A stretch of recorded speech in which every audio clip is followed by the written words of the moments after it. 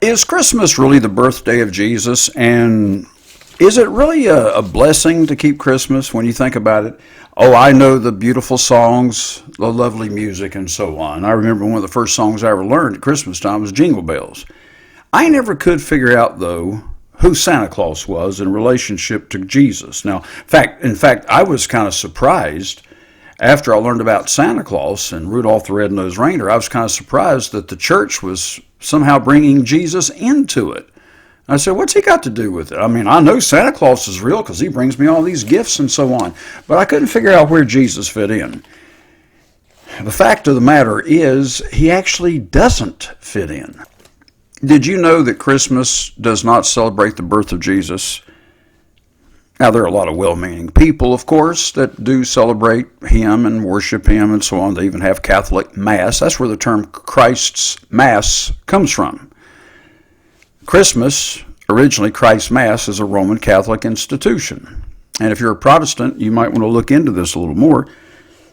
Of course, Martin Luther didn't. When he came along, started the Protestant Reformation, he didn't change a whole lot. He got rid of the indulgences for the Protestants, but he didn't really look into the holidays like Easter and Halloween and Christmas, because that was so inculcated into the minds of the Europeans that they weren't going to get rid of that. How does God feel about us lying to our kids at this time of the year, telling them there's a Santa Claus? By the way, who was Santa Claus anyway? Was he one of the three wise men? And were there actually three wise men? How did Santa Claus get into that? You know, I've read the whole New Testament through and through, I don't know how many times.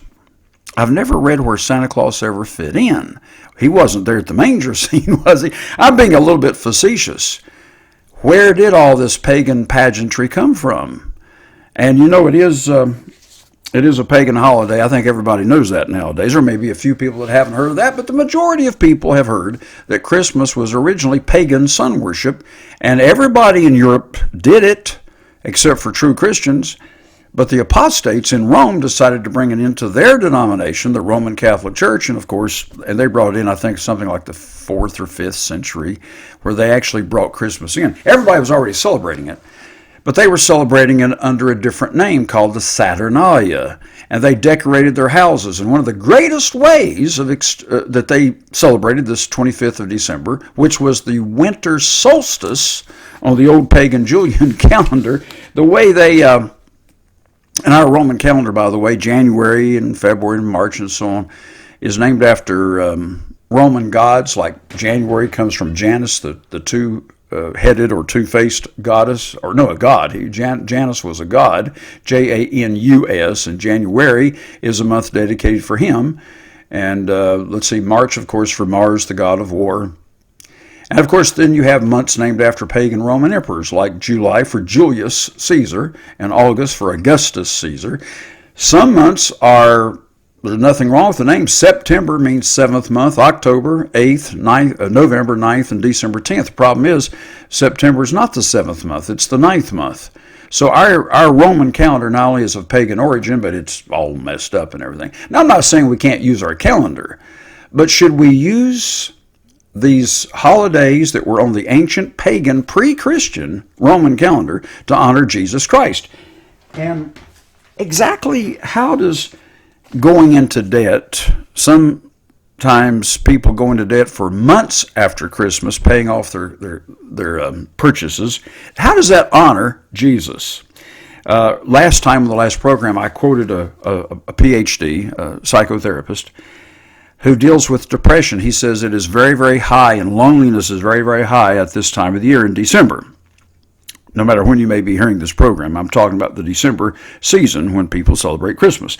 Another statement here that he made was, many people feel like they need to spend a great deal of money to show love. I'm quoting his words now. They may just be able to pay their monthly bills and cannot afford holiday gifts. Why do we need to spend money to show that we care, he said.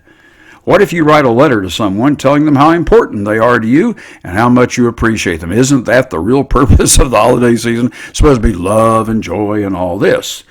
And yet most of the joy is tinsel joy. And that's one of the reasons why there's so much depression in December. People expect to be happy when they really aren't. It's not Jesus' birthday. I gave up celebrating Christmas years ago, and I haven't missed it one bit. And I'll tell you something else, too. I haven't gone in debt either.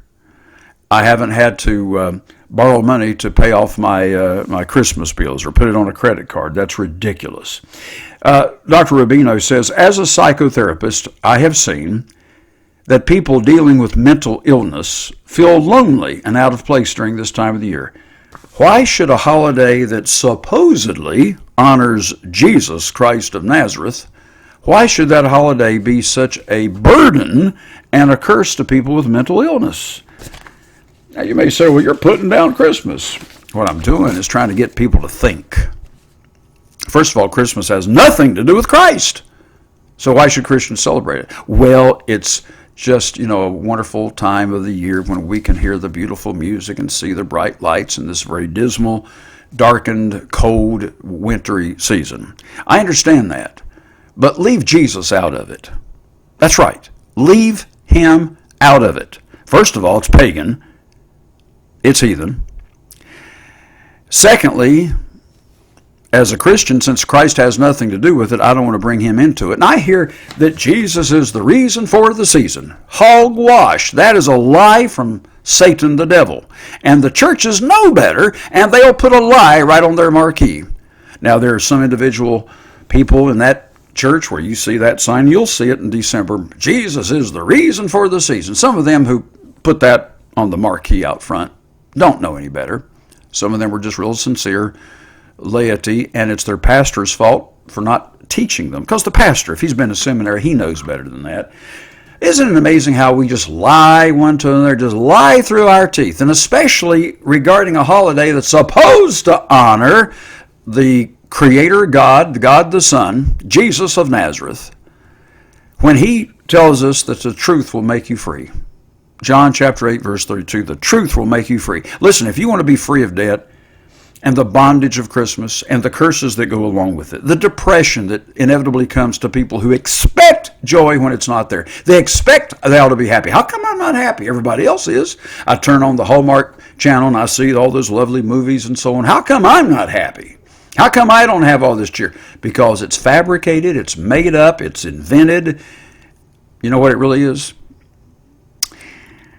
I heard a joke some years ago, and I think I'll tell it. A lot of merchants are Jewish, and so this was told as an affectionate joke on some of the Jewish merchants.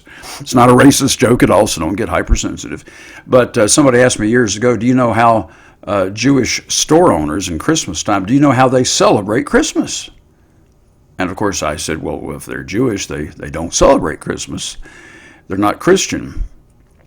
But still, how do they celebrate it? And she said on the next day after Christmas, they all gather around the cash register and they all join hands and sing, "What a Friend We Have in Jesus." I thought that was interesting. I never forgot that. But the fact of the matter is, it's money, the almighty dollar. And you feel obligated to buy gifts. Now, I just tell people, don't buy me anything. You're not getting a thing from me. I am not going to go into the bondage of a holiday just because other people expect me to buy them something. I don't send out cards. I don't spend a penny. And so while you're going to the Kmart specials, if they still have those things, I guess they do. When you're going to the stores and you're fussing and fighting with other people over merchandise, when you're trying to get there so you can do your Christmas shopping early. When you're out here in the cold catching a flu or maybe even pneumonia, and you're out here in the cold when you really don't want to be, you know where I am? Sitting in the house, reading my Bible, talking to God. I've got a warm cup of coffee or a hot chocolate, and I'm just sitting here in front of my Amish fireplace. I don't have a real fireplace. I don't want to mess with the ashes.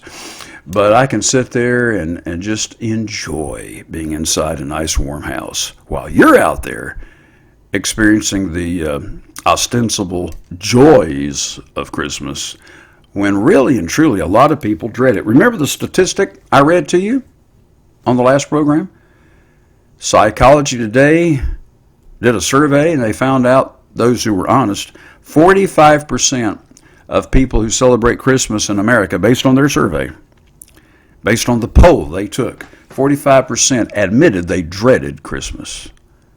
I can remember when I was a kid, we were putting up the Christmas tree, and I grew up in the United Methodist Church. And so we put up the tree, and I can remember I was excited about it because I was going to get all these toys. Didn't mean a thing to me about Jesus being born at any time of the year. I wasn't even thinking about him. I was thinking about Santa Claus and trying to be good enough to get Santa Claus to like me. I wasn't trying to be good enough to get Jesus to like me. And so I remember my mother was on a stool or a ladder or something putting up stuff on the tree, and somebody came in to visit. And they asked her if she was looking forward to it. And I remember she said, I'm looking forward to December 26th when it's all over. In fact, she would get to the point that the very next day after Christmas, that tree came down. She'd taken it down and cleaned up the house. A lot of people have that reaction to Christmas. Maybe you don't. But there again, a lot of people are just not honest. If you ask people, especially if you ask a Christian person, what do you think about this? Oh, yeah, I love it, brother. Oh, sure, yes, I love it, and so on and so on. Because if they're Christians, they don't want anybody to think that they're somehow being disloyal or blasphemous to Christ. Now, while I'm thinking about it, we have an article I'd like to send you on Christmas. What is the origin of Christmas? And in this same little packet, it's just a brochure. It also has an article on the origin of Easter as well. So where did Christmas and Easter come from? Does Easter actually commemorate the resurrection of Jesus? He did rise from the dead, but he did not rise on Easter Sunday. Now, I'm telling you all these things, and most of you already know these things. It's old hat. You've heard these things for decades. But there are some people in my listening audience that it's new information for. And they've never heard anybody say this when they go to church. And they say, well, how come my pastor hasn't said this? He's not going to. Most of them won't, because they'd lose their job. The deacons would ask them to resign. Or they'd be reported to the conference, and they'd be told, you got to leave. Don't rock the boat. They're paying their tithes. People might leave the church, or they'll get rid of you. And I know that for a fact. I know how that works. I've been in churches where I've spoken in churches where I've told them the truth, and they didn't ask me to come back. And it happens. So these pastors are not stupid, So if they were to tell you what I'm telling you on radio, they'd lose their job. If they told you Jesus didn't rise on Sunday morning, he certainly didn't rise on Easter Sunday morning. That's a whole different topic in itself. But what day of the week did Jesus rise from the dead? When they got to the tomb that Sunday morning, it was bright and early, and he was already out of the tomb. And John chapter 20, verse 1 says it was still dark when Mary Magdalene got there, and he was already gone. So he didn't rise at sunrise, did he? And it certainly was not on the Babylonian Easter holiday, which this article will explain that too. Now, here's a telephone number. It won't even cost you a stamp. Pick up the phone and just call. If you get a busy signal, call back. And most people get through them the first time. Here's the telephone number to call. And there's no request for money. There's no bill to follow. And we're not going to send you a bunch of appeal letters. We do not do that nonsense. We never have in over 30 years of radio broadcasting. The telephone number to call for this free brochure on the origin of Christmas and Easter is 704-938-6415. Easy to remember, 704. And the number is 938-6415. And we'll send you this brochure on the origin of Christmas. It is not Jesus' birthday. And what does God say about taking these ancient Roman holidays and using them, converting them into the worship of the true God? Does the Bible have anything to say about that? Well, yes, it does. You might want to read Jeremiah 10, where they take a tree out of the forest and decorate it with silver and gold and so on. Anyway, and Deuteronomy 12, verses 30 through 32 has something to say about it too. I'm out of time. Call for that free brochure on Christmas and Easter, 704-938-6415. Until next time, from Ambassador Christian College, this has been Keith Slough.